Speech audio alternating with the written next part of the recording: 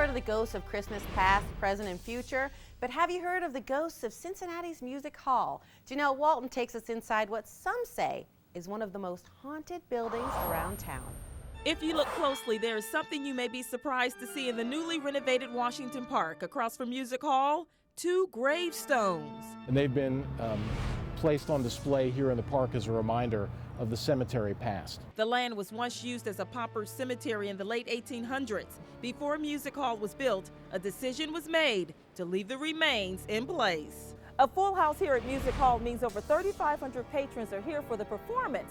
But if you ask some of the employees here, they'll say sometimes even more souls are in attendance. Some of the patrons that'll be here for a symphony will come out during intermission and tell one of the ushers how nice they thought it was to see people in the seating area dressed in turn-of-the-century clothing, and the usher will stand back and say, "What are you talking about?" Music Hall security guard Steve Hager says he didn't give the stories much thought until he saw one of the ghosts. Turned just in time to see what appeared to be the back of a lady in a white gown with a bustle on the back. I immediately moved to the parking lot. Nothing there. There are stories of ghosts walking through the lobby.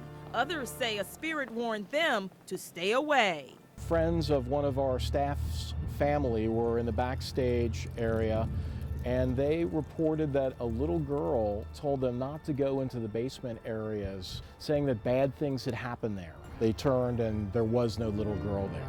If you're curious to hear more, Music Hall holds monthly tours. Don't expect to find many employees signing up, though. There were some who were so frightened by what they saw, they refused to talk about it on camera.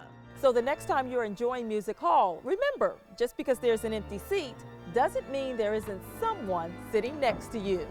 For The List, I'm Janelle Walton.